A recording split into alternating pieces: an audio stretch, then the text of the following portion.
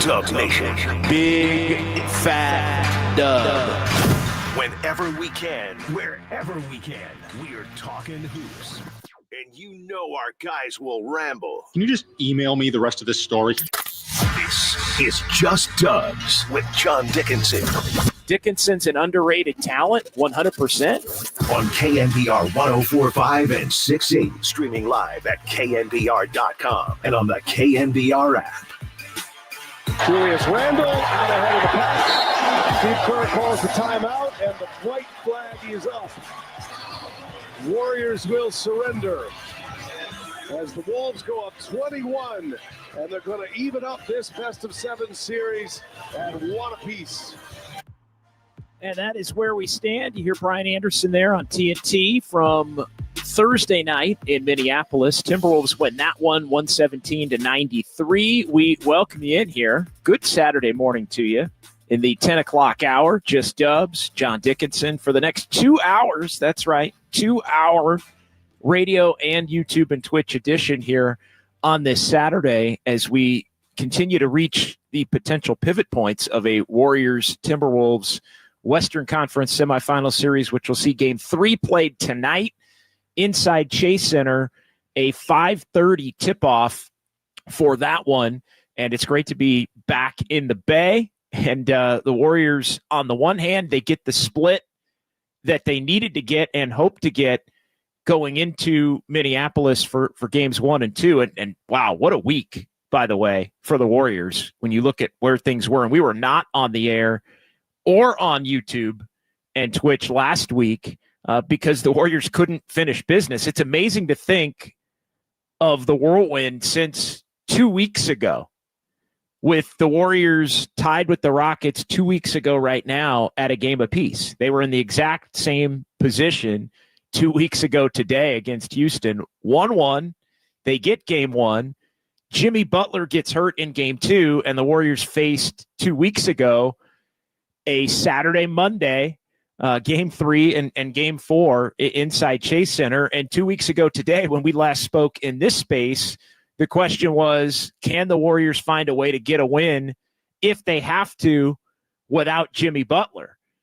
After he took the fall in Game 2 and didn't finish. And at the point with which we spoke 2 weeks ago right now, it appeared as if Jimmy Butler was going to play in that Game 3. It came out later in the afternoon that Jimmy Butler was not going to play. And it's amazing when you think of just the last 2 weeks and where the Warriors sit, how similar, yet I guess slightly different it is, because we know Steph Curry's not playing in this game tonight. We know Steph Curry's not playing on Monday.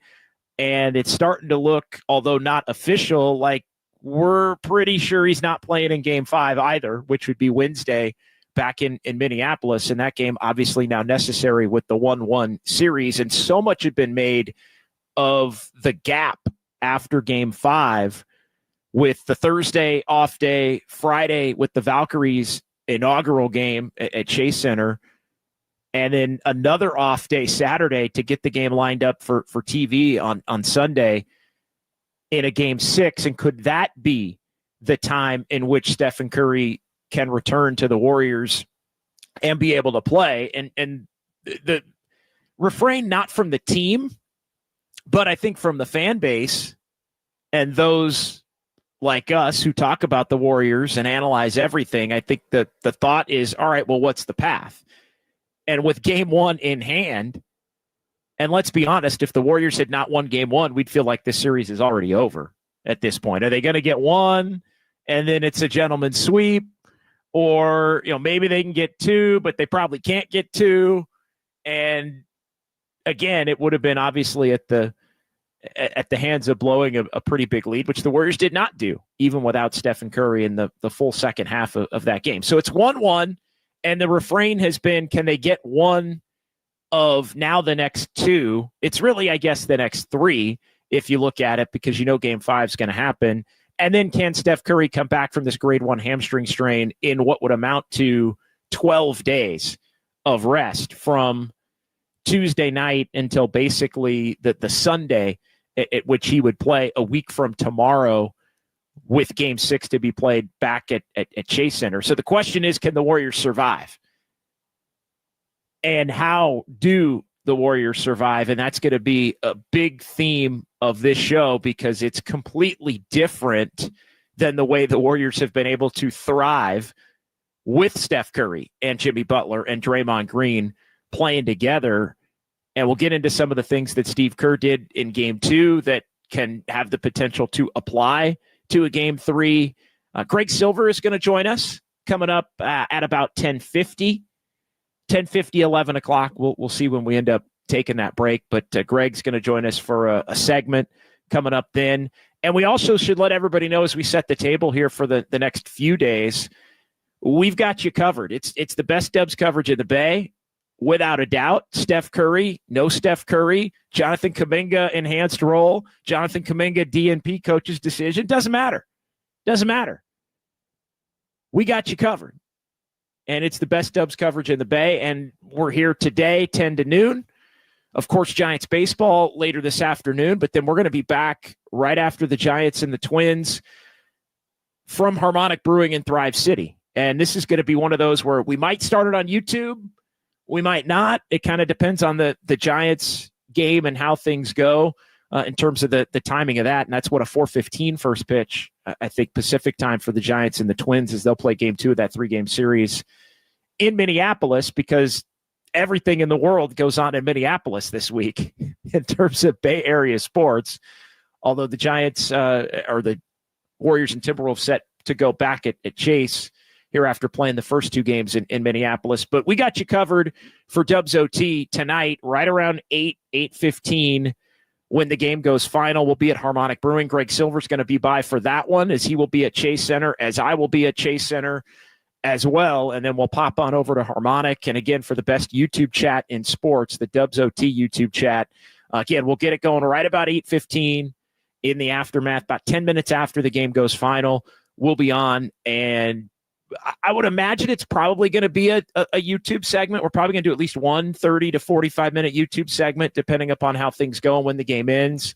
And then we'll join on KNBR moving forward, and we'll get to phone calls and the Golden State Lumber and Showroom text line and all of that. The interactivity has been just absolutely tremendous here during really since the Warriors acquired Jimmy Butler, but even before that. I mean, the growth on not only just Dubs, but really on Dubs OT has been exponential from where we started this thing a year ago. And I really appreciate everybody who's watched and listened, and a lot of compliments. And I know there are still folks that are finding us, especially in this space, with some of the preemptions due to football and the Giants games. And sometimes we're on YouTube and sometimes we're on the air. And like sometimes this show can be a little bit hard to find, but it's always going to be on YouTube and it's always going to be podcasted. And when we have the opportunity, as we get on into the baseball season to put it on KNBR, as we do today, we're going to do it. And we can also let everybody know another night game next week for the Giants. So we're going to be back next week,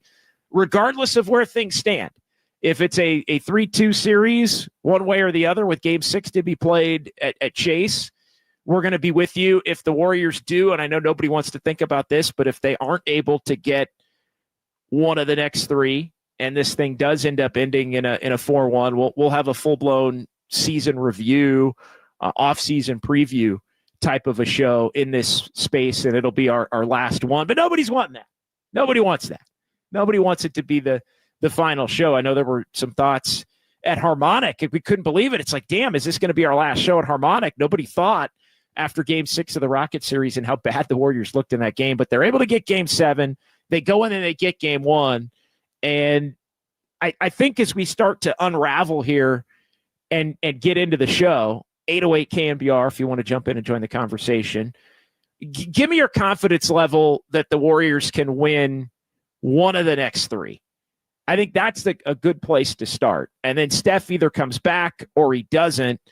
And we definitely need to reset that here between now and noon, because I think from the press conference or shoot-around media availability that Steph held in the lead-up to Game 2 on Thursday in Minneapolis, it's not looking as bright in terms of the potential for Steph to come back for even a Game 6. We've got the Shams report from yesterday. We'll get to the audio from that, where Shams basically said Game 6 at the earliest, which is, I think what we were all kind of thinking, but game 6 at the earliest is not game 6 for sure. And I wouldn't even necessarily say it's a better than 50-50 shot that he'd be able to go. Maybe he tries to at that point, if it's an elimination game, grit and grind through it, although that's just something you can't do with a hamstring.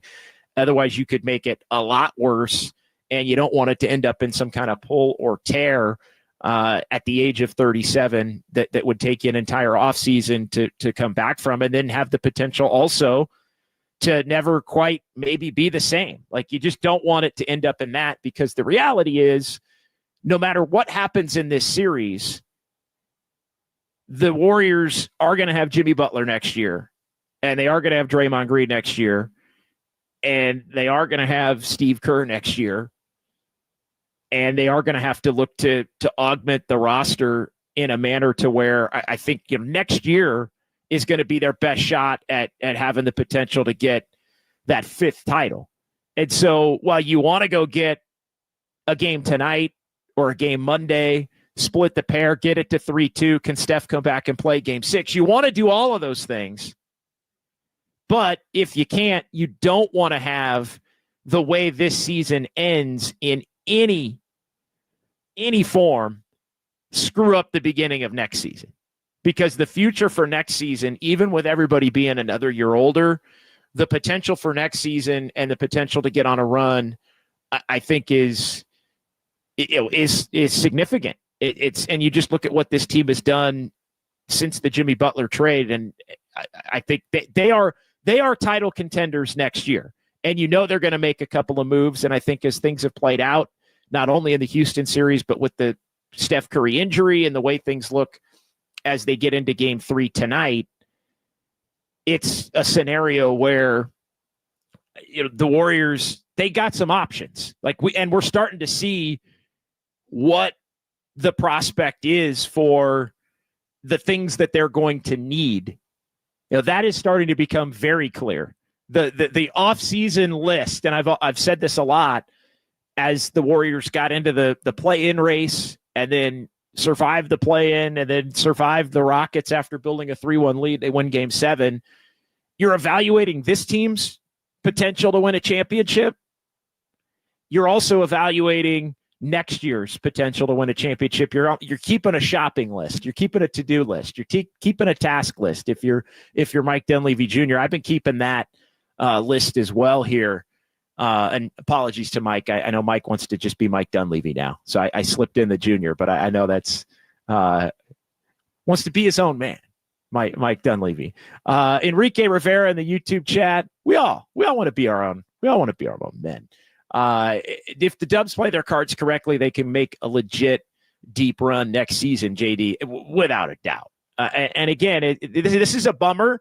I think not maybe yet, because I think there is still some optimism, and we'll get into the things the Warriors did in game 1 that maybe they can do again in game 2, or I'm sorry, game 2 that they can apply to game 3, even though they got blown out in game 2 here. But I think there should be some optimism, although it's a big time underdog thing. Can you get one of the 2 in San Francisco? I think is really what it is. It's obviously one of 3 to stay alive, and then maybe Steph can come back.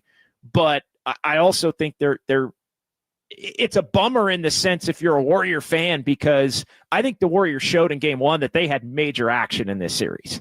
You look at the way Steph was playing, you look at the way they were exposing Gobert in similar ways that they have done in the past.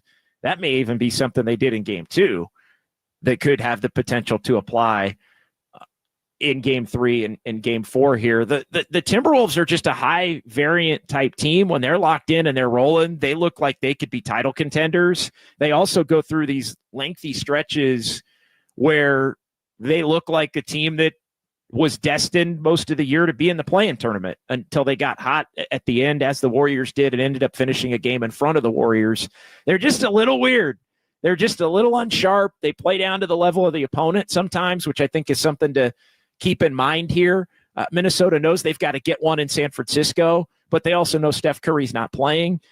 There will be less desperation from Minnesota tonight than there was Tuesday. I think there'll be less desperation for Minnesota if they win tonight on Monday than there would be, let's say, if the Warriors get it. So there is a pathway, I think, And, Minnesota's also tended to play better on the road throughout the course of the regular season and play more buttoned up on the road. And they did it, obviously, in that series where they took out the Lakers in 5. They won 2 of 3 on the road. They won both the home games as well.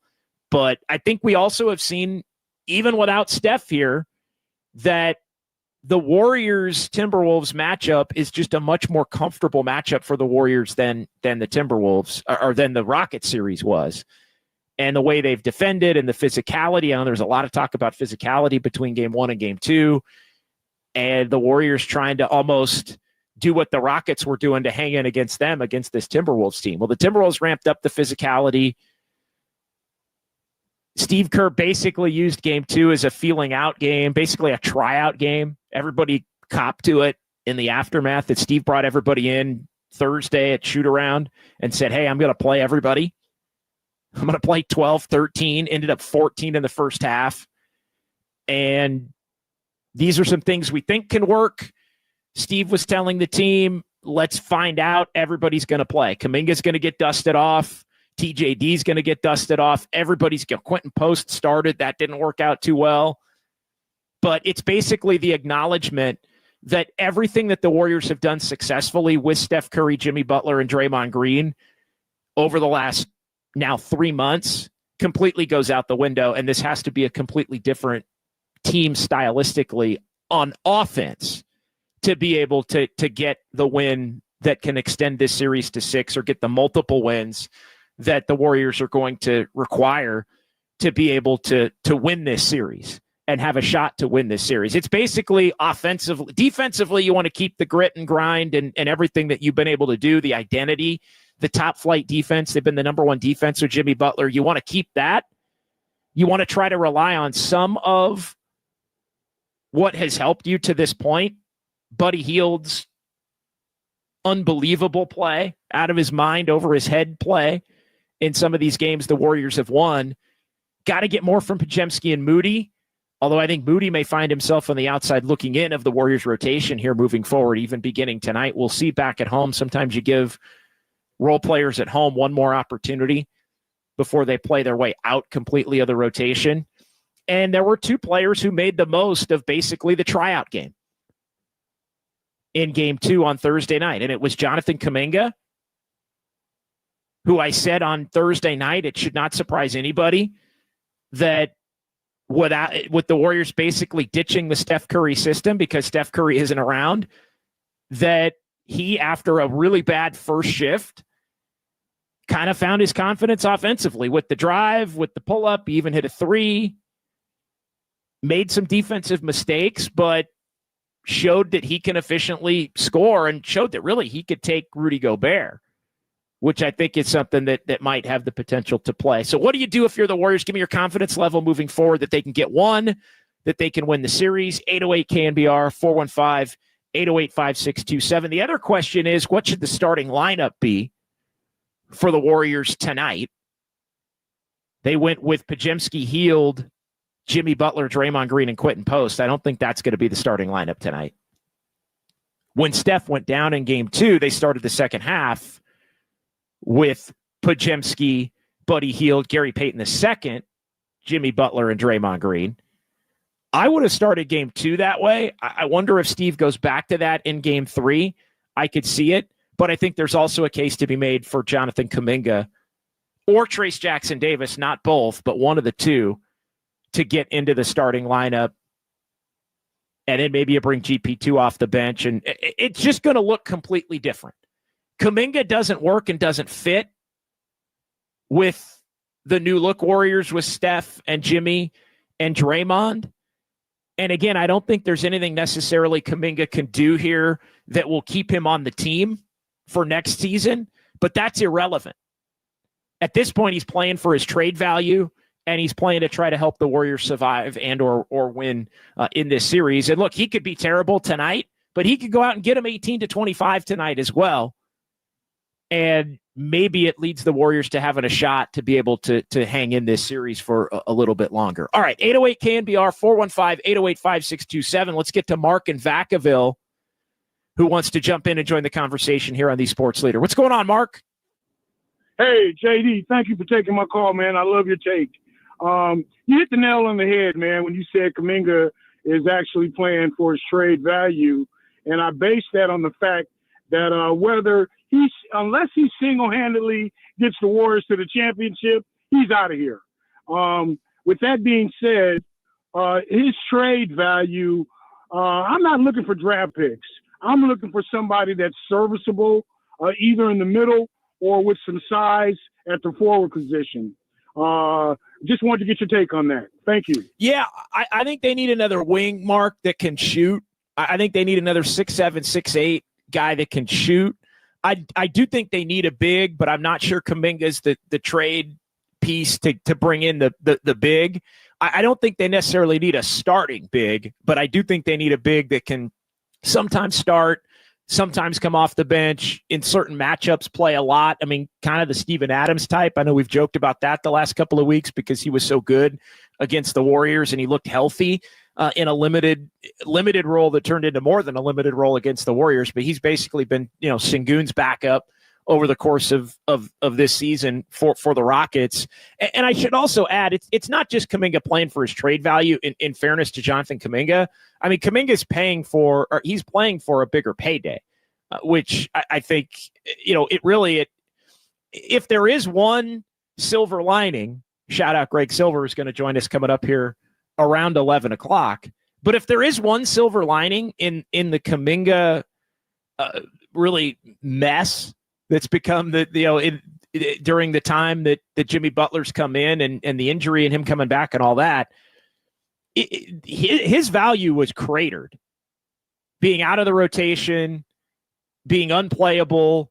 So even if the Warriors don't win this series, if Jonathan Kaminga can come in and average 15 to 20 or more and do it efficiently and show that he can be, if he needs almost to show the rest of the league again that he's somebody worth paying, closer to the level he believes he should be paid.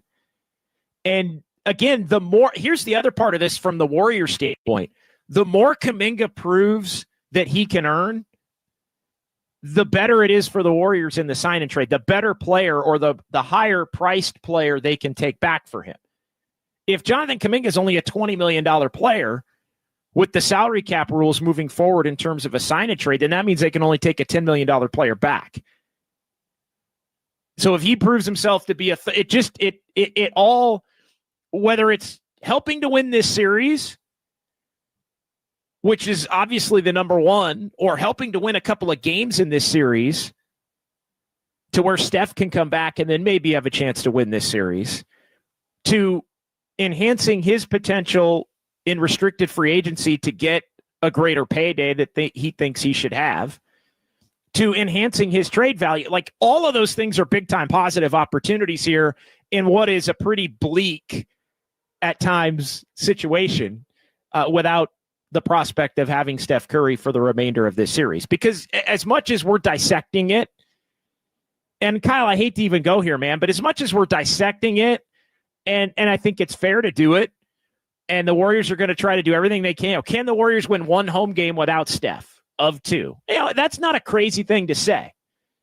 The reality is we've watched the Warriors without Steph for years, even when they've had a bunch of other future Hall of Famers on the roster. And if the Warriors got housed the next two nights, game 3, game 4, maybe they're competitive in one, lose by 6. Maybe they are competitive for a while in one, lose by 15. Like, nobody's going to think that's correct. Like, nobody's going to 3-1, no Steph, Timberwolves are the better team. Like, it's not crazy to say, hey, no Steph, no shot. And I think, while the Warriors are hoping, and I think we're going to see Kaminga, and that gives them a shot. We haven't even talked about Jimmy Butler yet. We'll do that coming up here. Does he have to be more aggressive? Can he find that 40-plus point dominant, keep everybody involved while others are hitting shots off his kickouts kind of a game? Kind of the game 4 Jimmy Butler. They need the game 3 everybody else from the first series when Jimmy didn't play. They need the game 4 Jimmy Butler when Steph had a bad game, and they were able to win that because of Podziemski stepping up and Jimmy Butler doing his thing, and they got games from Buddy Hield. There's just a lot of things that I think are price of admission, because we could talk about Kaminga, and Kaminga, wow, 18, made an impact, scored. They lost by 24. They still lost by 24. So, Kaminga, it can't just be Kaminga replacing 20 of the 30 points you would need from Steph, or 18 of the 27 you'd need from Steph. It's got to be what it has been. It's got to be Jimmy 28 and Kaminga 20 and Podziemski 15 and Buddy Hield 20. And, that's what it's, and GP with 8 on 4 of 6 shooting. That's what it's, Draymond, underrated component to this thing when the Warriors have won. It's been Draymond Green looking to score and hit some threes. So it's going to have to be, it's not just Kaminga, although I do think, TJD, can he get 10 or 10 to 12 on a bunch of layups and dunks? Can he finish the way that he showed that he could in game 2? Because that's not been the player that he's been throughout the course of the season. It's a big part of the reason why he wound up buried on Steve Kerr's bench. So we'll get into all of it. What do you like? What do you not like? 808 KNBR, 415-808-5627. A big-time opportunity for Jonathan Kaminga to help try and keep the Warriors alive and extend this series. Can they get one of the next 2 to get it to 6? And then the question becomes, can Steph Curry come back? We'll hear a couple of cuts coming back on the other side as to why I'm a little less optimistic about the prospect for Curry to come back. And then what do the Warriors have to do here? Give me your confidence level. We'll get into the comments as well in the YouTube chat. Kyle's clicks. Just Dubs. We're getting it going here. Greg Silver at 11 on KNBR 104.5 and 680, the sports leader.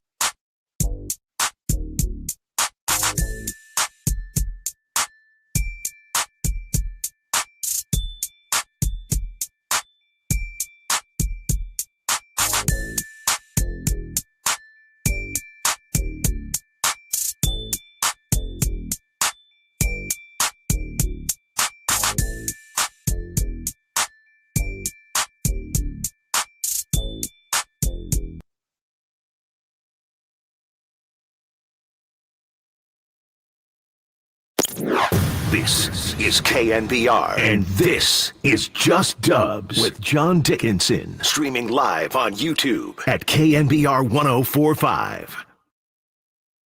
This is new, and from all that I'm learning about how quickly you can get back, there has to be a healing process is just the way the body works. You can't accelerate it more than what it's telling you. So after a week, like really reevaluating every day to kind of understand when it's safe just to even think about playing, let alone like how much can you push it. All right, that's Steph Curry from Minneapolis and inside Target Center Thursday morning at the Warriors shoot-around in the lead-up to Game 2 as the Warriors lost that one 117-93. We're back here on a Saturday morning. It's Just Dubs with JD John Dickinson. 808 KNBR, 415-808-5627 as we're going to be with you until noon, and then head over to Chase. We got the Warriors and the Timberwolves Game 3 tonight, 5:30, and we're going to be back at Harmonic Brewing in Thrive City tonight for Dubs OT immediately following the Warriors and the Timberwolves in Game 3. We may start that one on YouTube and then join on KNBR. Kind of depends on the timing of the Warrior game, the timing of the Giants game, Giants and the Twins. Again, it's all Bay versus Minnesota here today. Giants and Twins, 4:15. So we'll see how long that game goes. But we'll be on YouTube for sure. And then we'll join on KNBR after that, and everything will be podcasted tonight for those that like to check out the show. Maybe get a little action tonight on a Saturday. You want to pop in on the aftermath on Sunday, and maybe you're going to that Mother's Day brunch tomorrow. You want to pop in a little Dubs OT from the night before to get you ready to get you ready for Mom, Kyle. Get you ready to say hi to Mom. Pop in Dubs OT during Mother's Day brunch. Why not? Yeah, talk a little hoop with Mom. Talk a little hoop with Mom. Are the Warriors cooked, Mom? Yeah. My mom actually texted like when Curry went out, and it's like, yeah, Curry's not going to come back in Game 1, and it was one word: crap. that was it. Mom knows ball. Sometimes the best analysis is the most simple. Good stuff there from Mom.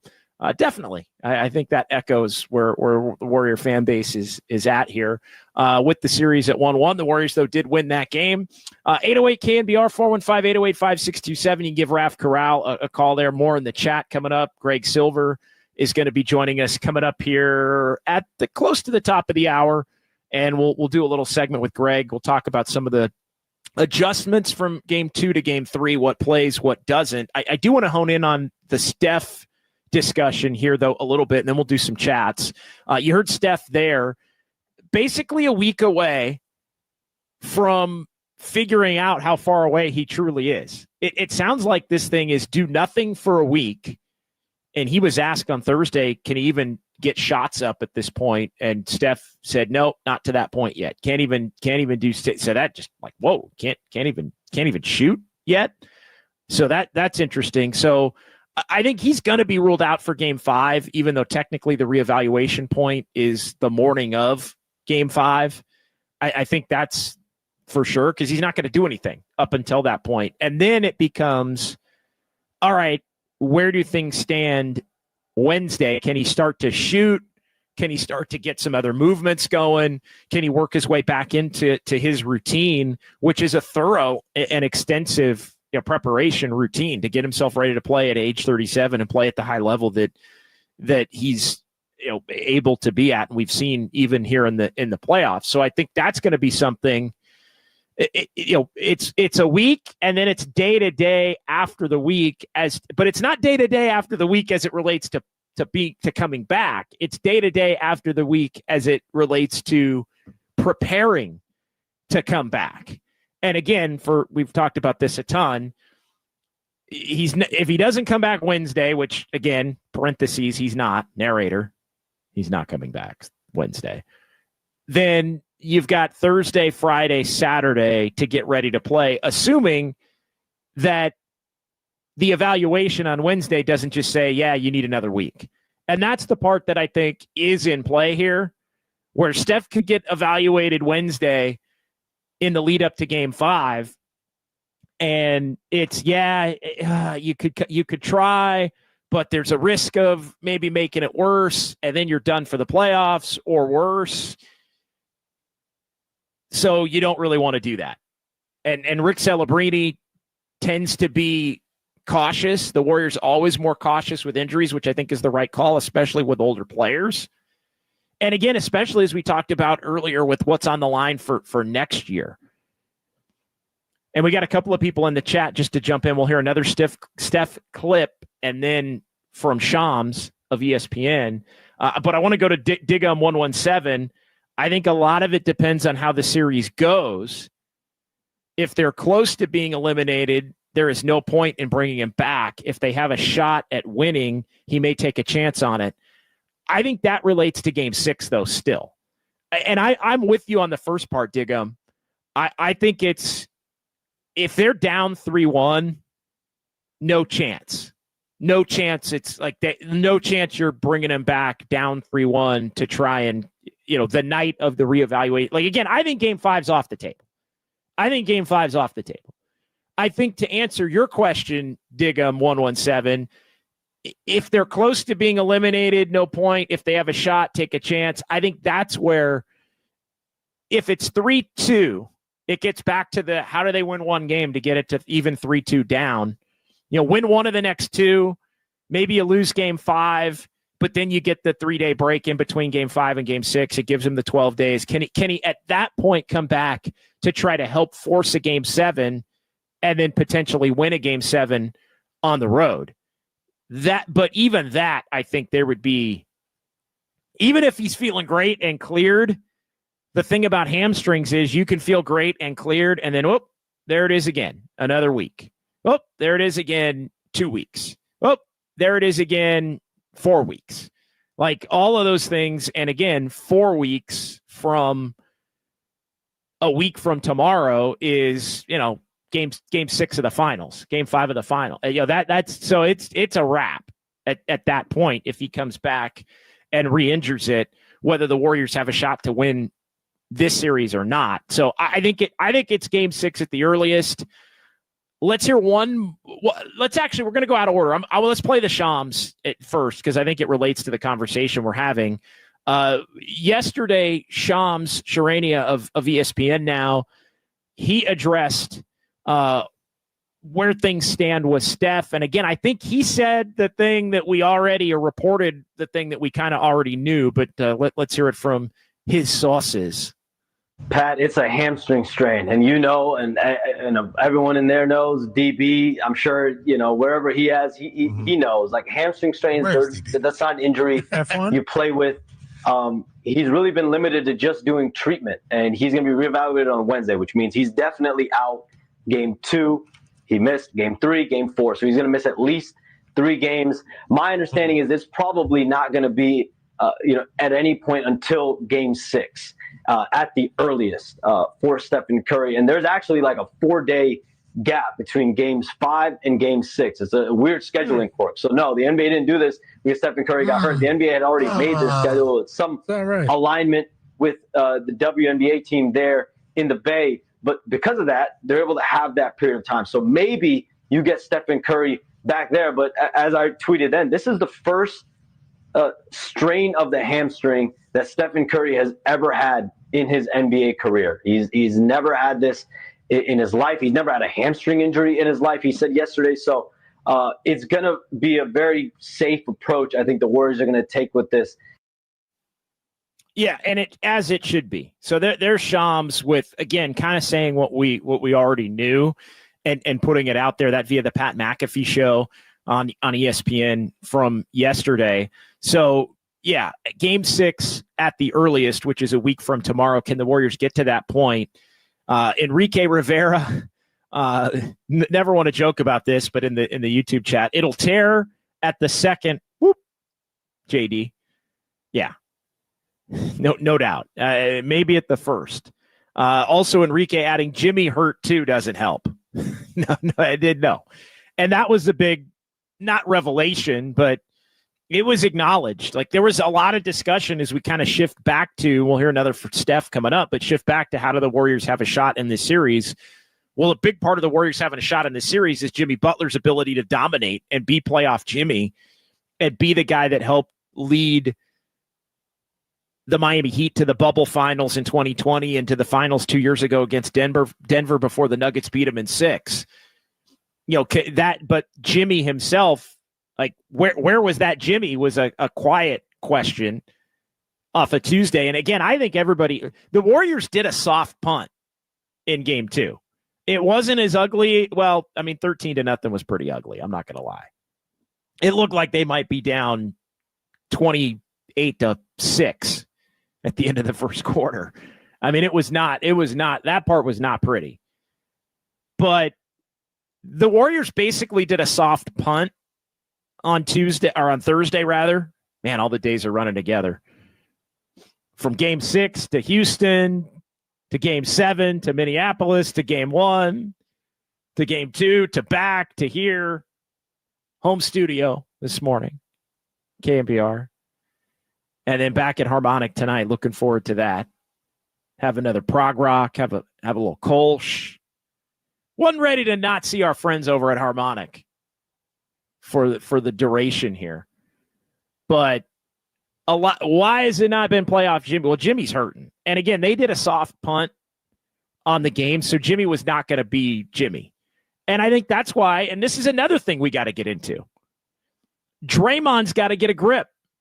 I think part of the reason Draymond was in a different headspace during the game in game 2 compared to game 1, compared to game 7, is the fact that Warriors knew first game the Warriors didn't have to have, and all of a sudden Draymond's picking up techs and borderline flagrant fouls.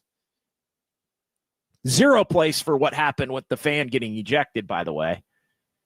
And the Timberwolves swiftly getting a fan out that was inappropriately heckling Draymond Green. And then I guess there was another fan who dropped some racist comments.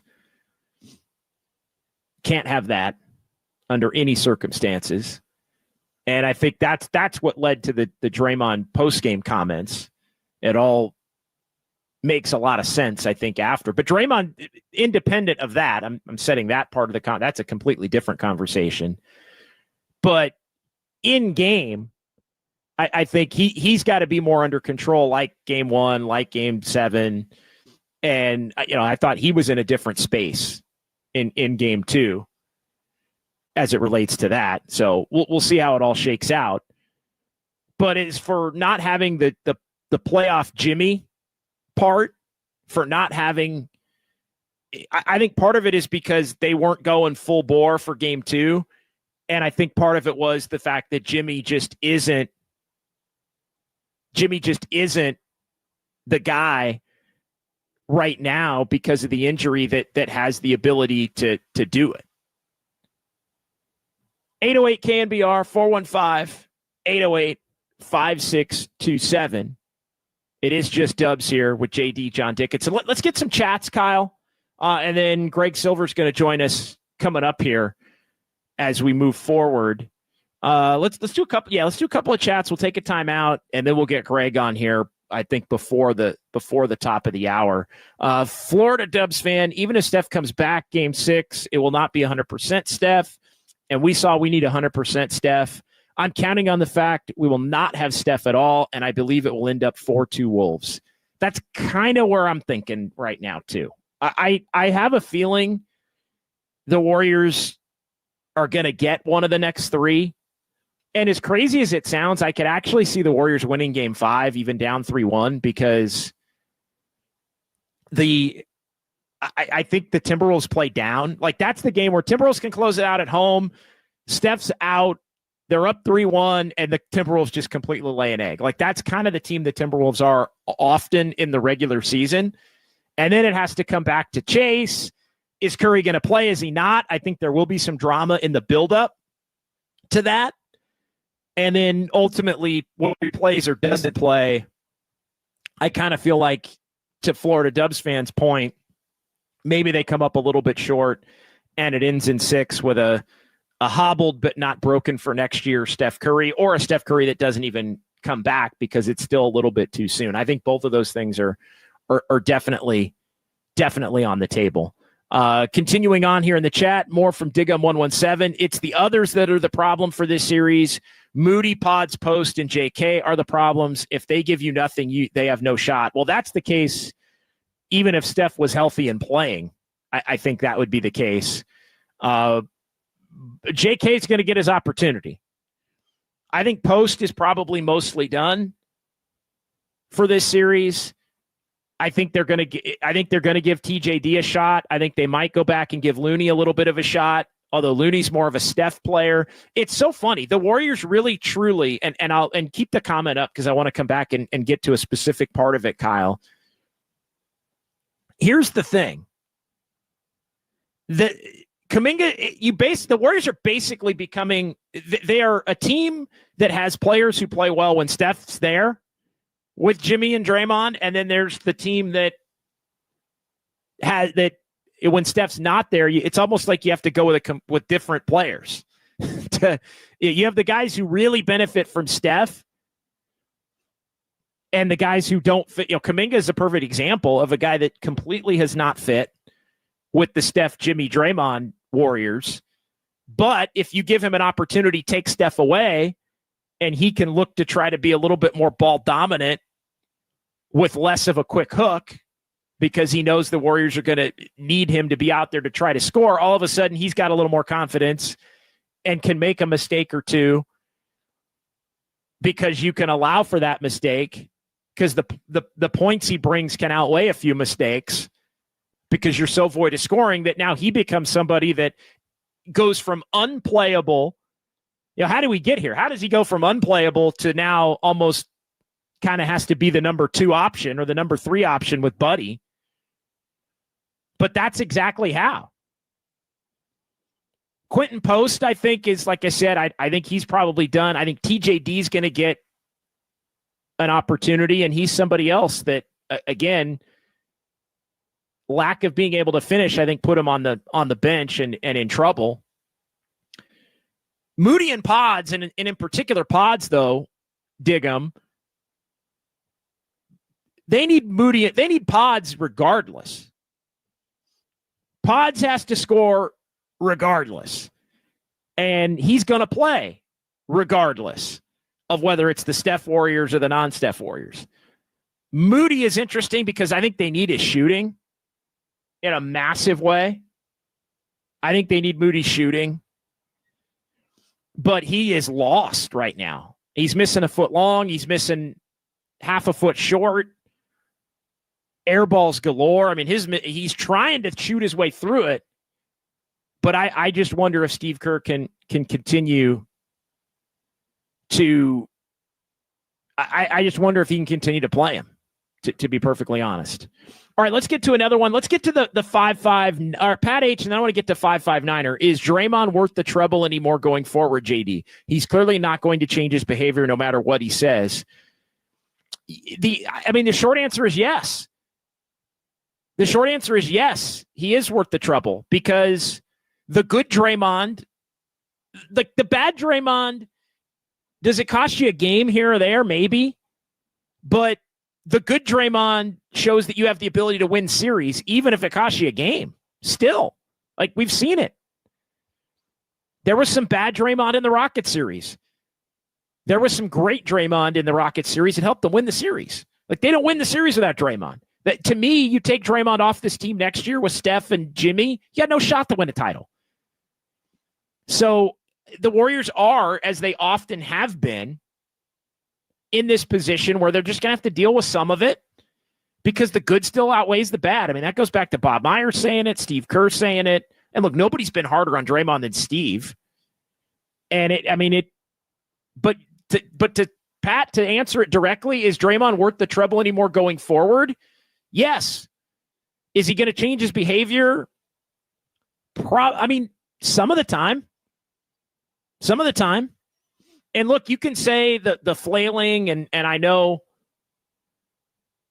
it was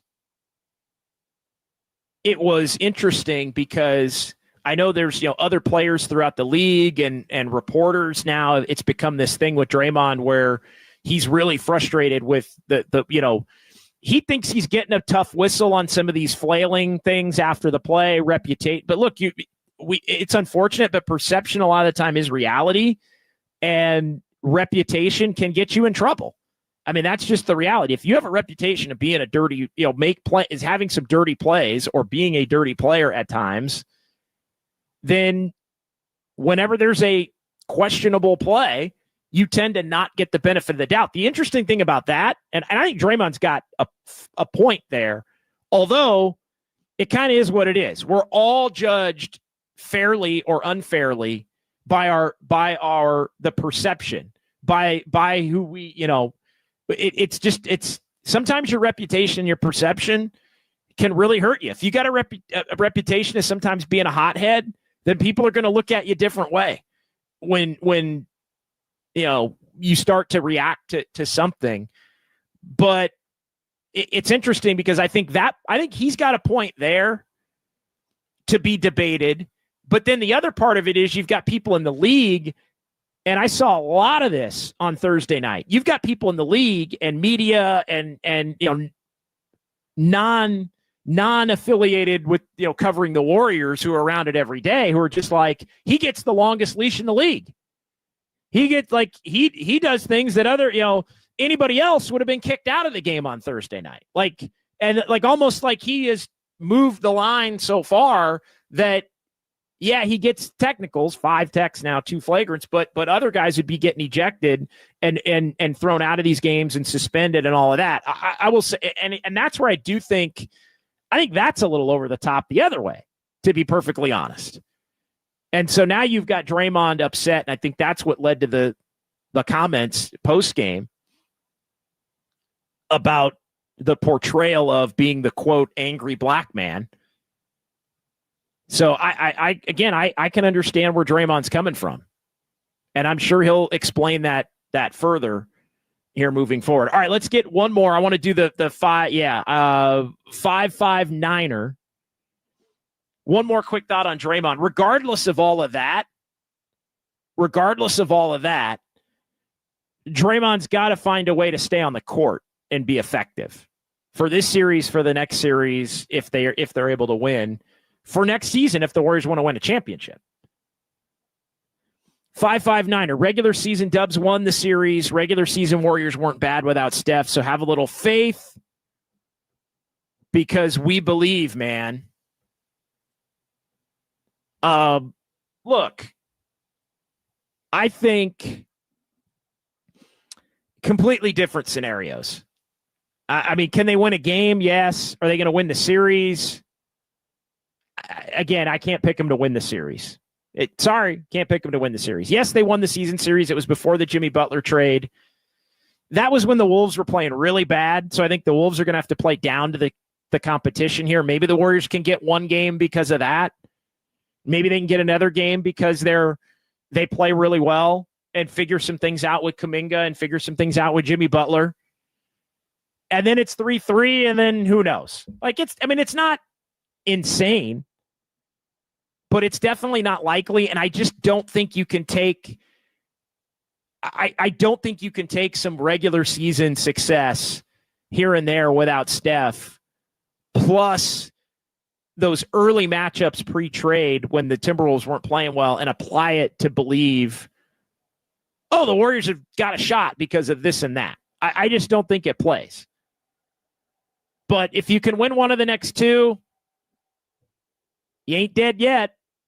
And you won't be at least until a week from tomorrow in Game 6, which if you're playing a home game in Game 6 without Steph for the whole series, basically, except a half or a quarter, then you'd love to be in that position. I mean, if you tell Warrior fans Steph Curry's going to go down in second quarter of Game 1 and you're playing a Game 6 with a shot at home to force a Game 7, I mean, everybody would take that. If they can get to that point, I think in many ways it would be a win. Just in terms of, wow, hell of a job competing. Obviously, there's going to have to be some players that are going to play well here to do that. So I think if they do it, all the respect and credit in the world to them for doing it. All right, let's take a time out here. 808 KNBR 415-808-5627. Greg Silver's going to join us next, and we'll get to more Kyle's Clicks. Second hour, just dubs here on a Saturday. KNBR 104.5 and 680, the sports leader.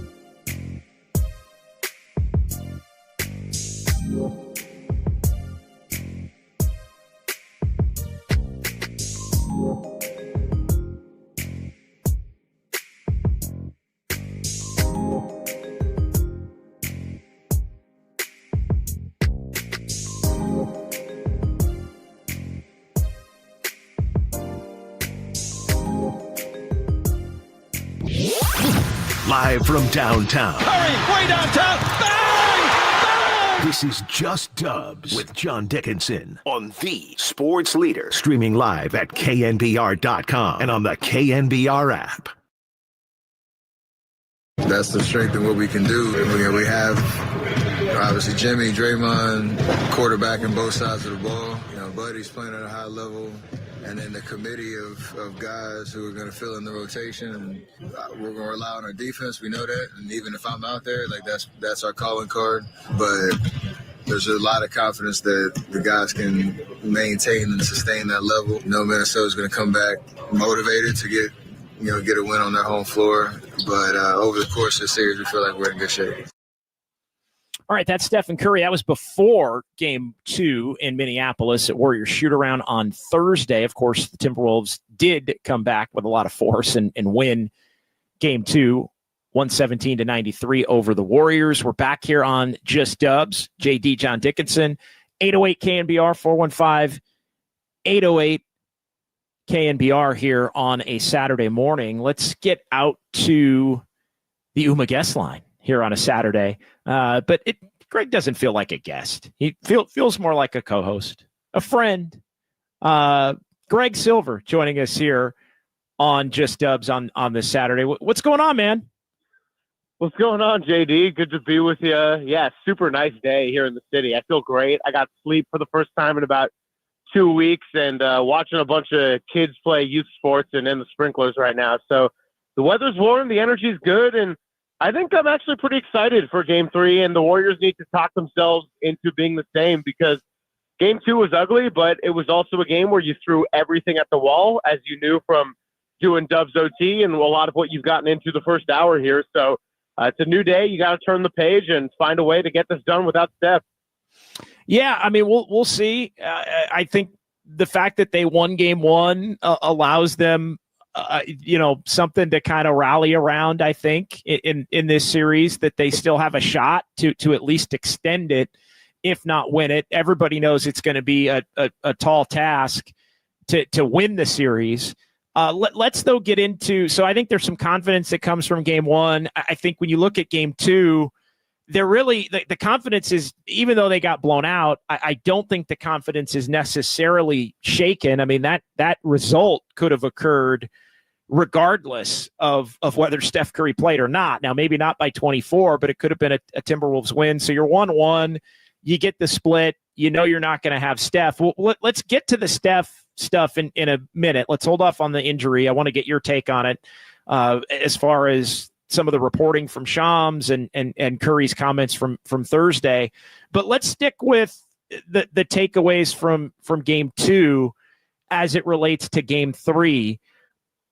They basically, as I called it, did a soft punt, Greg. Kaminga and TJD are the obvious takeaways. But, I mean, what do you think the Warriors are going to do maybe beyond that, as far as, who should the starting lineup be? Do you throw Kaminga in? We know Kaminga and TJD are going to play more. Is there anybody else you think that has earned some time off of Game 2 other than those two? And how do you think Steve Kerr starts? I would start Jonathan Kaminga. I think it's pretty clear that as much as you'd like a center out there, they tried it with Quentin Post. That did not work. And Quentin Post is probably going to be out of the rotation entirely for the rest of the series, unless another injury happens or stuff gets even crazier. I mean, look, he's the 52nd pick in the draft. He had a great first season. I am not knocking Quentin Post whatsoever, but the playoffs are a little bit different, and it just has not worked. Didn't work that well against Houston, hasn't worked against Minnesota, so you can count him out. Moses Moody, as much as I understand what an asset he was and a ball stopper on defense for that post-Jimmy Butler iteration of the Warriors, he is in quite the funk, and I could see him being out of the rotation. I do think you start Jonathan Kaminga. And the reason I say that is because you kind of got into this before I came on, but when Steph Curry's off the team, you got to just scrap everything and go completely back to the drawing board. And Jonathan Kaminga is someone that really has not fit in with Steph, Draymond, and Jimmy Butler. But this is the classic case of two things can be true. They could have been frustrated with him, as was the coaching staff, enough to not trust him and not play him in the important games down the stretch of the season and the early part of the playoffs.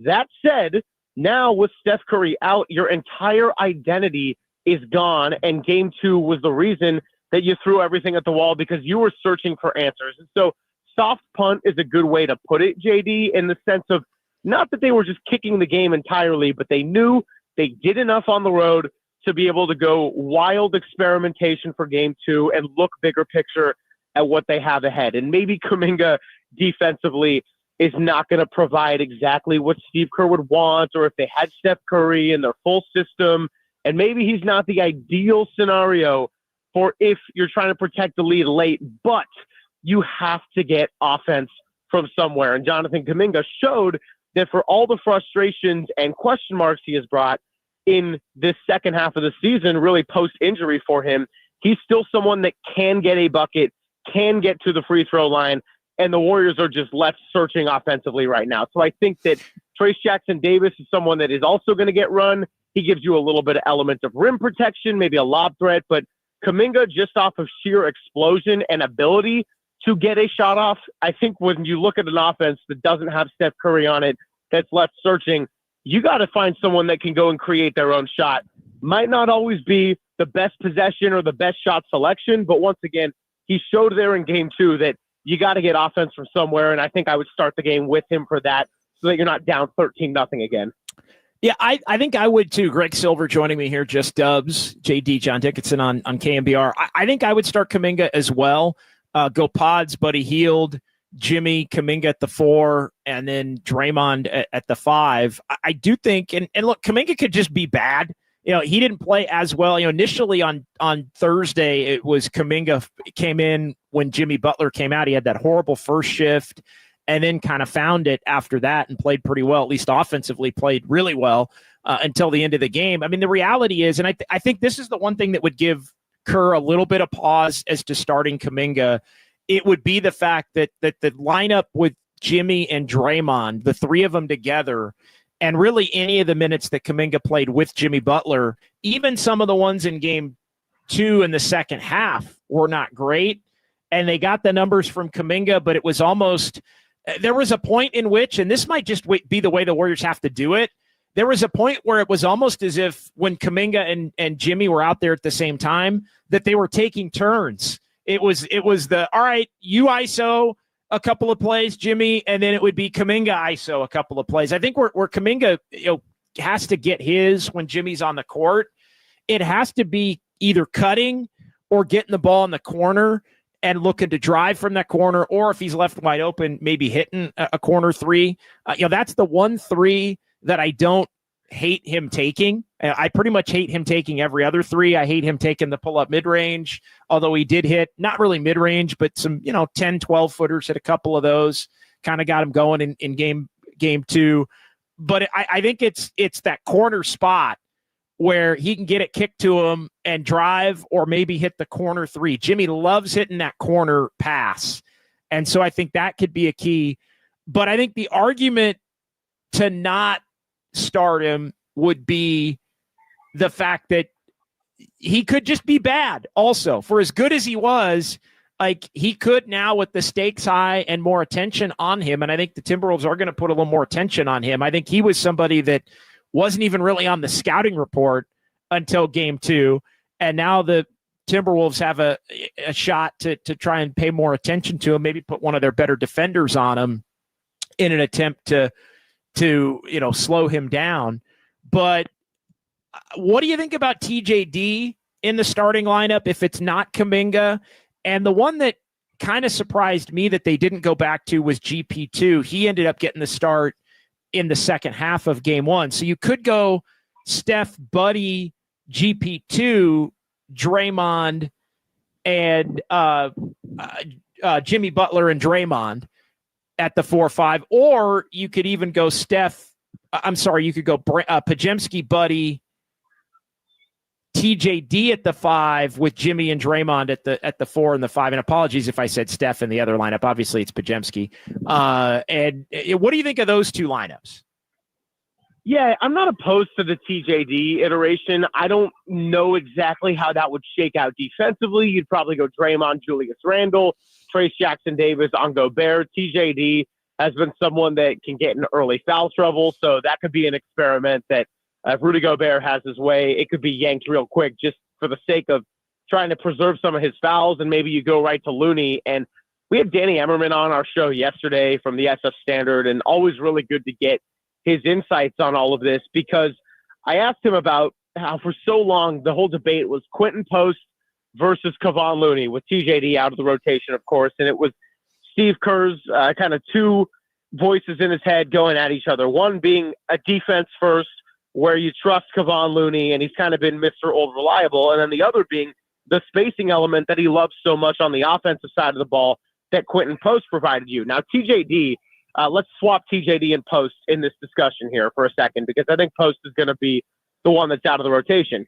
TJD doesn't provide the same kind of spacing in the sense of a perimeter threat and being able to hit threes, but just kind of the sheer athleticism and a little bit more offensive versatility, the lob threat element, does give the offense another element of spacing, at least inside of the perimeter. And so when I asked Danny Emmerman about that, he was very strong about how this is turning into a TJD series, because now you kind of scrap your offensive identity, and TJD is probably their best option for the high pick and roll that they can run, and your best dive threat as a center, as a way to get some offense inside the paint there. So I think, again, same reasons for Kaminga offensively. TJD has got to give you something, and that's probably what you're leaning with. Looney is going to be a little bit more of a stabilizer, kind of like what you saw when they were trying to protect the lead in game one. I thought that felt very much like a Kevon Looney fourth quarter when you gave Draymond a breather. But if you're searching for a little bit of offense, you probably go Trace Jackson-Davis. I don't know what he will be able to give you defensively. He really struggled in those minutes he got against the Rockets, and that was game 4, the one we were at, where Şengün really got going after Draymond sat almost a full quarter and plus, really, with the 5 fouls and getting that technical and getting 4 in the first half and everything. So, yeah, TJD I'm a little bit shakier on as the defensive side, but again, for the reasons that we talked about with Danny Emmerman, I think that is an element that could give you something offensively, and I'm not opposed to seeing what he could give you in a starting lineup, although my personal choice would probably be the 4 you mentioned with Kaminga. Yeah, I'd go with Kaminga. Again, I think it's the small Kaminga's ability to thrive, I think, is in a small ball lineup. I think it's more where he can get Gobert on him and look to really attack Gobert. And so I think that's how I would roll. Again, I think that the TJD and GP2 are viable options for sure if you want to start bigger. But I think I would probably go with Kaminga in the starting lineup as well. And look, we'll get to some other thoughts on lineups and what the Warriors are going to need. This is good for Kaminga, by the way, and it's good for the Warriors. I started the show by saying essentially that there's this is an opportunity to salvage some of Kaminga's value. I don't think there's anything that he can do really to make it where he's going to be on the team next year. I think, and I don't think he would want that. I think everybody maybe not everybody with the Warriors, but because the owner's still obviously going to be involved and have a vote. But I think everybody else has reached the point now where it's best for all parties to look to try to have Kaminga be a chip as opposed to somebody that's going to be on the team next year. But his value had cratered, I feel like, based on the circumstances of the end of the season here and the changes in the team with Jimmy Butler. Win or lose in this series, and I think everybody can agree it's a long shot now, whether Steph can come back for game 6 or 7 or not. It's a long shot that the Warriors win this series. If they're not going to win this series because Steph ended up out in game 1, getting the opportunity to actually have Kaminga be able to make some more money, which is good for him and good for the Warriors, and also enhance his trade value for teams that may have already been interested in him in restricted free agency, I think is kind of it is a true silver lining, I think, in a bad situation that may wind up costing the Warriors their season. No, 100% it is, JD, for those reasons you just laid out right there. And I guess I would just add to this, for the Warriors as a team, as a whole, This is worst case scenario in the sense of you lose Steph Curry partway through game one and you don't know when he's going to come back. But if you're going to live in the present from the perspective of Golden State and how they can get something out of this, that's one big reason, the whole Kaminga value conundrum. But then the second thing is just as a team, you've been held to the highest standards for so long. And even when you were an underdog, and I put that in quotes, as the 6th seed against Sacramento, and you were the underdog again against Houston, everybody still was looking at Steph Curry as a team that won a championship in 2022. They won 3 before that. You never want to count them out. Now you truly kind of have some liberation here, and you got to talk yourself into the fact that Steph will be able to come back, even if we don't know that that's the case. And this is something that he's never even managed before in a hamstring strain. So you just got to talk yourself into, let's win one without him. And then if you could do that, it's like, okay, let's get another one. It's the old cliche of one at a time to try to get it done. You're at home. You got it handed to you game 2. Draymond Green, I heard you talking about this before I came in. If you get the great Draymond, you can absolutely go and win games with what he does brilliantly on the defensive side. And if you get the Draymond that, gets a little bit unhinged or rattled or frustrated, then it can cost you some games as well. But they have enough to be able to get it done. A lot needs to go in their favor. You got to focus one game at a time. And Minnesota, like the Warriors, is a team that has kind of taken their foot off the gas when instead it's an opportunity to go and smell blood in the water. So I'm not discounting that factor either with the Timberwolves. But yes, of course, without Steph Curry, it is going to be a long shot to win this series. I think it was going to be really hard fought even with him. But you got to talk yourself into the fact that you buy him time. He can come back maybe. Maybe that Valkyrie gap that we've noted on the show a couple of times is enough to buy Steph a couple extra days and come back for a game 6 if you can get there. But really the focus has just got to be what you can do tonight, finding something in game 2 that'll work for game 3, and moving ahead and seeing what Minnesota's got in Chase Center. All right, couple more minutes here with Greg Silver, and join Greg is going to join us tonight from Harmonic in Thrive City, immediately following Harmonic Brewing after the Warriors and the Timberwolves, right around 8:15. Probably going to start the show on YouTube tonight, and then when the Giants postgame is over, the Giants are taking on the Twins. We'll get you on the radio somewhere between 8:30 and 9 o'clock. We should be ready to roll on the radio, but if this game ends at 8 or 8:15, we'll get it going on YouTube from Harmonic Brewing in Thrive City. So looking forward to that. Independent of Kaminga and TJD, and I was trying to pencil out a rotation based on now what we know with no Steph and the things that maybe the Warriors had found out in game 2 when they did the soft punt and try to evaluate. I think as you look at it, I'm going Podziemski, Hield, Jimmy, Kuminga, Draymond Green as the starters. I think TJD's in the rotation. That's a 6th. I think GP2 is still in the rotation.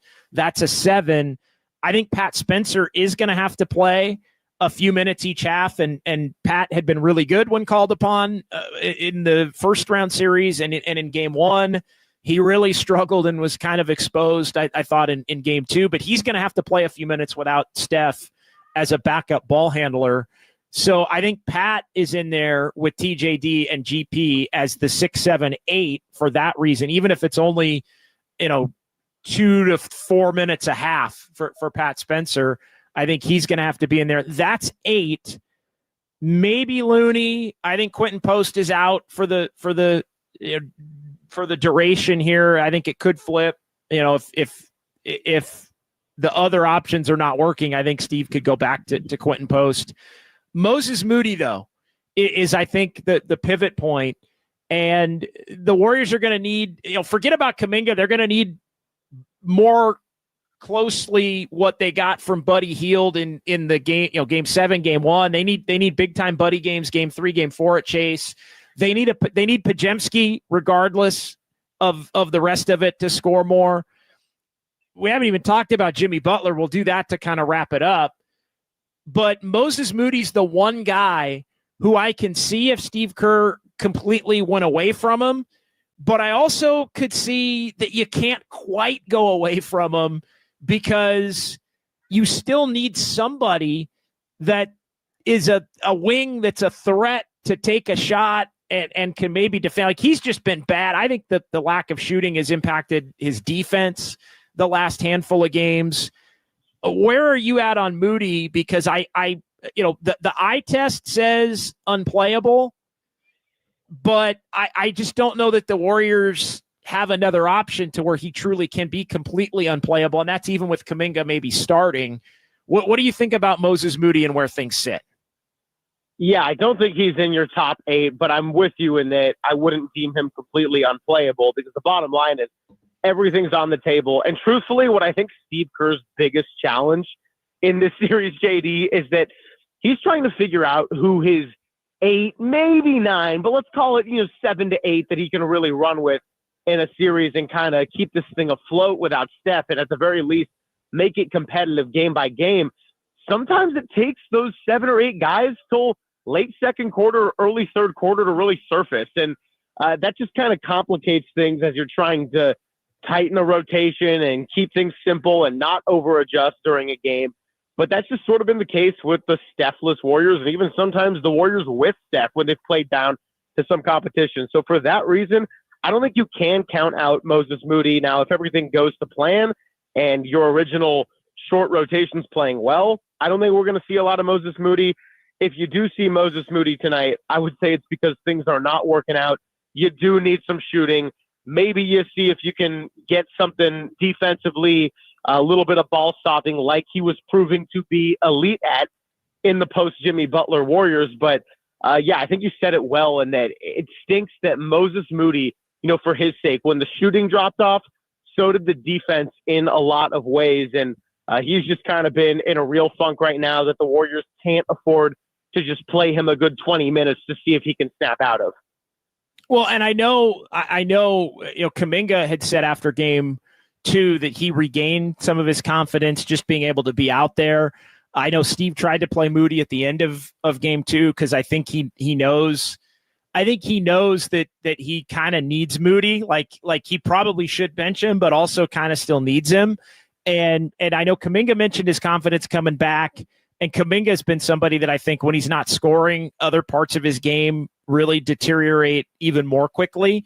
And I think we've definitely seen that with Moody, where the confidence of thinking about the shot and it not going down has impacted the other aspects of his game that have allowed him to be on the court, because he hasn't really always, at least this season, he's proven himself to be able to still be playable even when he's not hitting shots, and really for the first time in his career, where it felt like up until this point, he kind of had to be a guy that was making shots. Otherwise, the other parts of his game didn't necessarily translate as consistently. So Moody's the one guy that has not played well. And look, I think Podziemski's a given, because you have to have somebody that can start and be a ball handler. Although Podziemski's got to be a little more decisive, and they need Podziemski to just hit some shots. But Moody's the one guy that I think I wouldn't completely ditch in terms of being out of the rotation, although the way that he's played, again, I said this about Kaminga, I'll say it about Moody.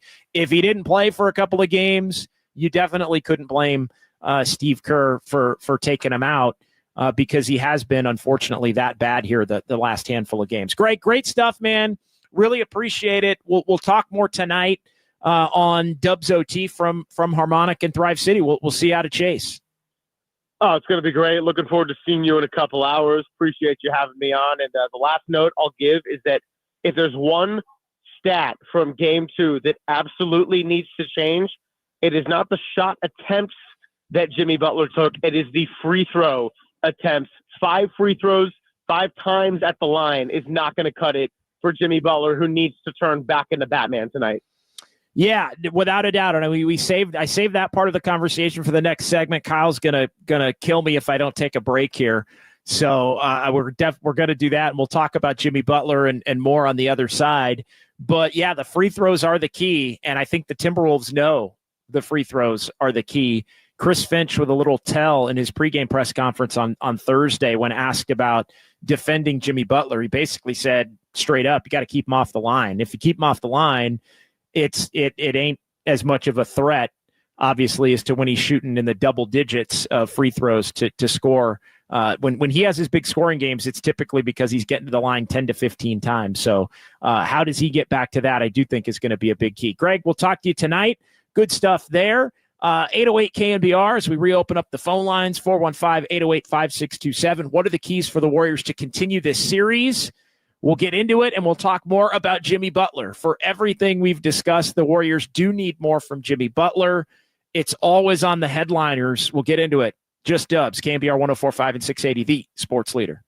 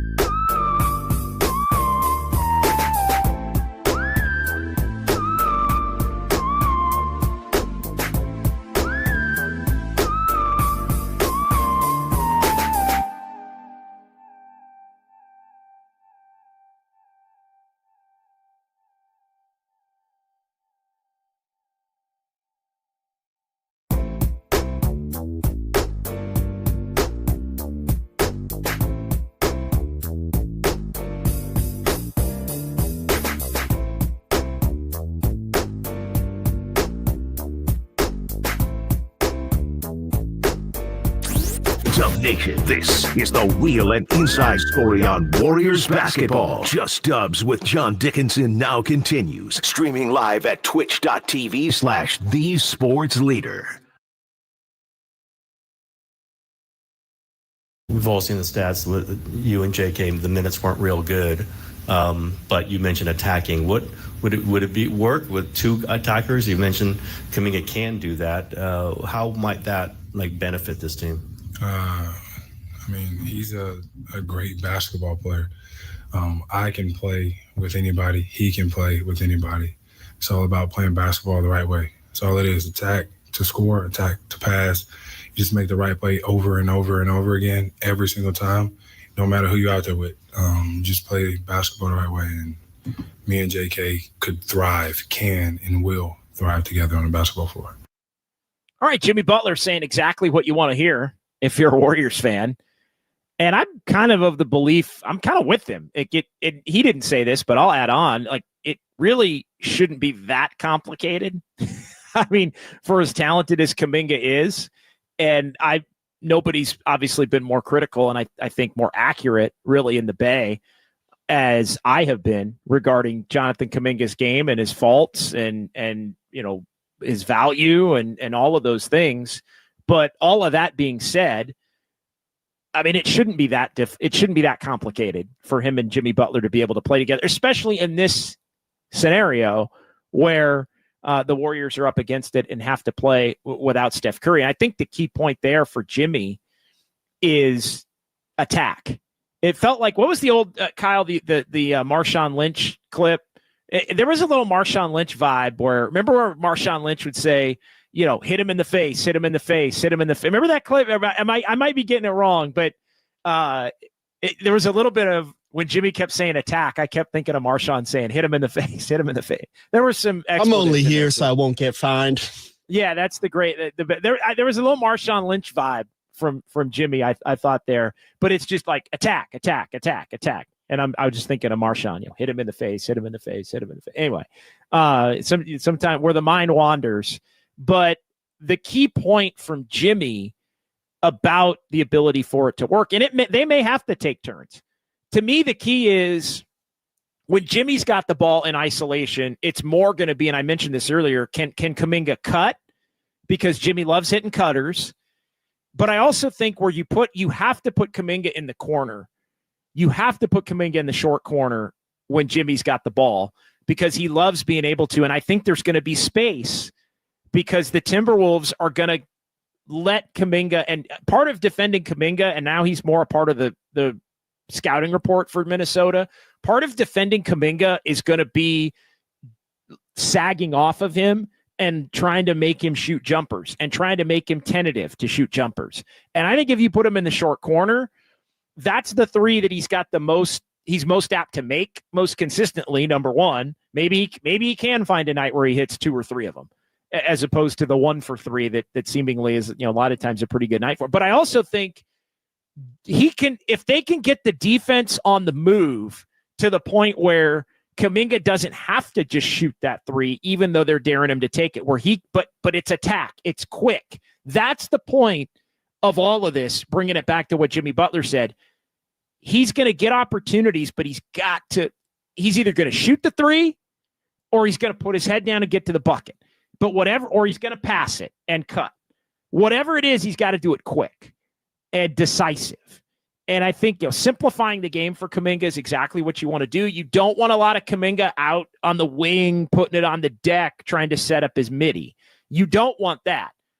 But there will have to be more of that in the non-Steph Curry universe that the Warriors now live in to try and survive in this series. There will be more of that. But I think Kaminga can thrive in the corner with Jimmy Butler kicking it to him from there and the ball movement and all of those different things. What are you guys laughing at? And for those watching on YouTube, we got Kyle Raph has been gone. We found the Marshawn Lynch sound. Oh, well that's beautiful. Let's so we can't play it though, right?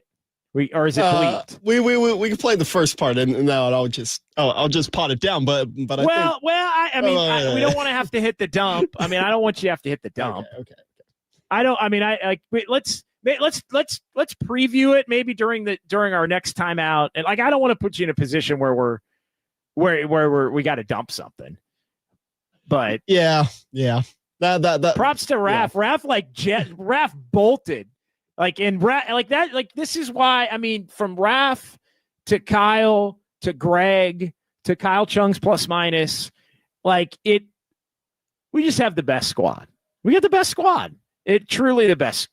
Austin Scott. It's a deep squad. Yeah. Deep squad. It's just a deep squad. So Raph's like, I know where that is. I'm going to find it. And like Raph comes back in and immediately they start laughing because they're, like often happens in the control room. There's a show going on.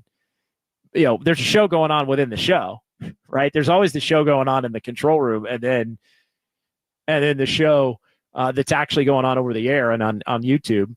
But yeah, so we'll preview that and maybe play it coming back. But yeah, that's where I think Kaminga can thrive.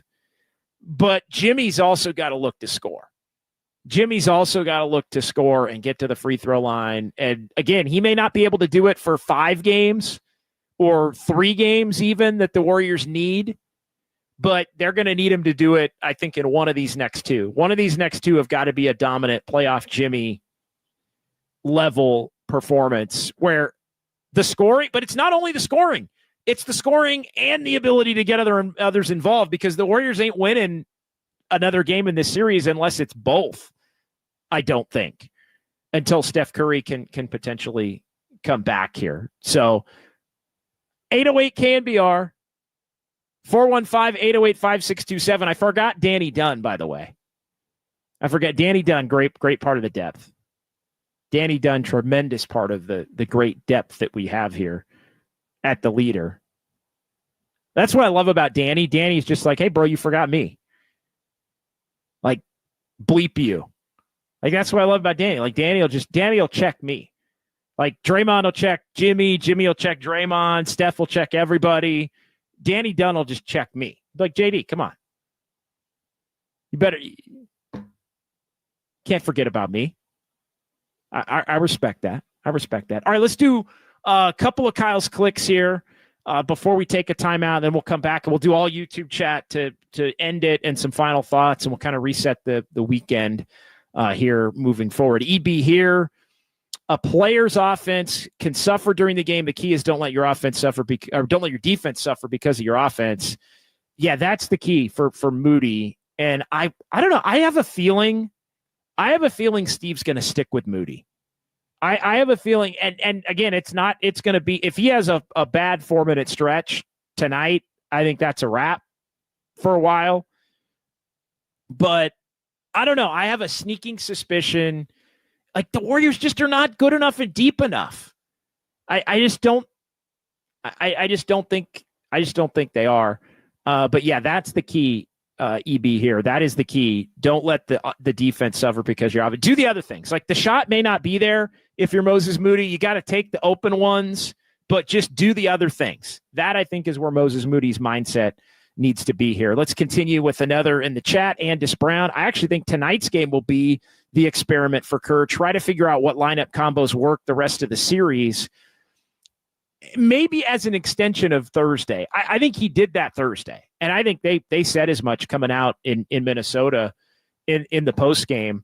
I think tonight, though, is take what you learned in game 2 and roll it out for game 3, which is why we're talking so much about Kaminga and why we're talking so much about TJD's ability to be able to have an impact on it. So I think you take what you learned in game 2, you add it to game 3, and then you go from there. Whatever doesn't work in game 3 works moving forward there. Yeah, good. By the way, good job with the boss in the house to not play the Marshawn Lynch. Like, good job, Kyle. We're hiding it. How about Mike Kohler in on a Saturday? Big time. It's big time. It's huge. Kohler has Mother's Day brunch in the office or something. I don't know. Probably making sure I don't lose the license again. Like, not again. Yeah, he heard that we were going to play Marshawn Lynch. He was like, no. No, man. No, man. Don't play Marshawn, man. All right. Vic G, the problem with starting Kaminga is if they fall down 13-0 again, you just bench Kaminga the rest of the game. Well, I don't think they can really afford to do that. Again, the rules change without Steph. Like the normal Kaminga rules change in this world without Steph. That might be the reason in part why Steve doesn't start him. I will say that. And I do think there are two other options. I think you could go GP. Again, that's the lineup that started game 1 in the second half. Podziemski, Buddy, GP, Jimmy, Draymond. You could go that route. Again, I think the alternate lineup too you could go with is TJD at the 5, Dre at the 4, Jimmy at the 3, Buddy at the 2, and Podziemski at the 1. So and then you bring Kaminga in maybe for Jimmy early, but again, I think the only way this thing's got a shot is if the Warriors play. It's for Jimmy and Kaminga to play together. Like it can't be Jimmy. You want to have some of those minutes, I think, be in play, but it can't. The game plan can't be separating them. The game plan has to be your only shot to extend this series is to play them together. One more, then we'll take a timeout. Or not. Woodpit 420. Nobody wants to shoot. Moody got caught with a hot potato on both those air balls. He's been really cold. He's just got to clear his head and take the open ones and keep the ball moving on the others and try to continue to do the other things. It's as simple as that, and it's for everybody. And again, why would they be leaning more on Kaminga? Because Kaminga really isn't afraid to shoot. He's afraid to take the wrong shot, but he's not afraid to shoot. And I think that energy is something without Steph, the Warriors definitely need to continue to look to have. But Jimmy's got to look to shoot too. I think that's a big part of the equation. All right, quick timeout. Final segment straight ahead. We'll get some thoughts on adjustments and what the heck the Warriors can do to try and continue this series. We'll reset the rest of the weekend. Excited for Dubs OT back at Harmonic Brewing in Thrive City tonight. But we'll wrap it up here on this Saturday morning. Just Dubs with JD on KNBR 104.5 and 680, the sports leader.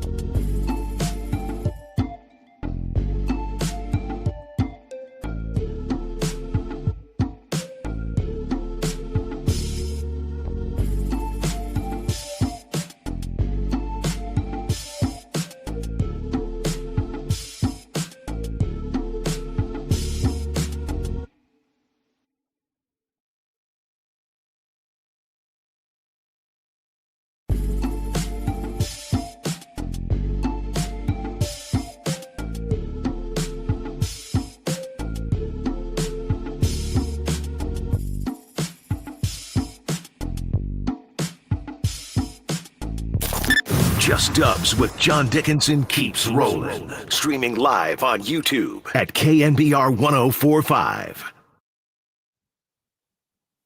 All right, final segment. John Dickinson here. It's Just Dubs on a Saturday morning. We've got Kyle Haar, Raf Corral. Big thanks to them. We'll talk to you tonight as well from Harmonic Brewing in Thrive City. Dubs OT, best Dubs coverage in the Bay. And we'll be on right after the Warriors take on the Timberwolves Game 3. And we'll be on from Harmonic after Game 4 as well on Monday. About 3 minutes to go here. Want to get a few chats. Appreciate the callers and the texters as well. Robert Brown, Jimmy has to go nuclear to realistically have a shot at this series in my mind. I think that's a big part. Jimmy's got to go nuclear. They got to get something from Kaminga. Buddy Hield's got to do his thing. They need more from Podziemski. Draymond's got to stay locked in. All of those things have to happen for the Warriors to have a shot, it feels like, to actually win the series. I know Steph Curry might also have to come back to have a shot in Game 6 or Game 7. Good one from Robert. It's X, not super scared of the Wolves. They are for sure better offensively, but they can be beat. They've shown, and that's a huge part of looking at moving forward. I think the Rockets are going to, I think the Timberwolves are going to play better as this series goes on and they figure some more things out about the Warriors, but they have proven that they can get a little weird and go through lengthy stretches where they can't score or take bad shots or play poorly, and the Warriors have been able to expose it at different points. So I think that has the potential to keep the Warriors in this series or give them a shot to win it. But it all starts with tonight and Monday. Let's get a couple of more here. Erwin Kwong, I would say Randall is the only low post scoring threat on the Wolves. Gobert gets his in putbacks. Reed more of a perimeter threat. Yeah, and you got to try to drive Reed off the line and make him dribble. You want Reed dribbling and passing. Run his ass off the 3-point line and make him dribble and pass, and it's a turnover. Like, he just does not. He is uncomfortable, as great as he is as a shooter from the perimeter. And I think Draymond taking Randall out in terms of defending him is a huge key. Let's do two more pods. Diggum 117 pods has to score, can't drive and kick, only to have the pass intercepted. Got to be more aggressive. And our final one here, it'll be Florida Dubs fan. I always pop in Dubs OT during Mother's Day brunch. My 94-year-old mom loves it, and we love that. Happy Mother's Day to Florida Dubs fans, 94-year-old mom, and happy Mother's Day to all the moms out there as well, including mine. We'll talk to you tonight as well on Dubs OT. All right, for Kyle and for Raf, excellent stuff here. For everybody in the chat, love doing this on a Saturday morning. We'll be back immediately following the Warriors and the Timberwolves from Harmonic and Thrive City, but we got Giants baseball and Giants coverage coming up throughout the day. Keep it locked right here on KNBR 104.5 and 680, the sports leader.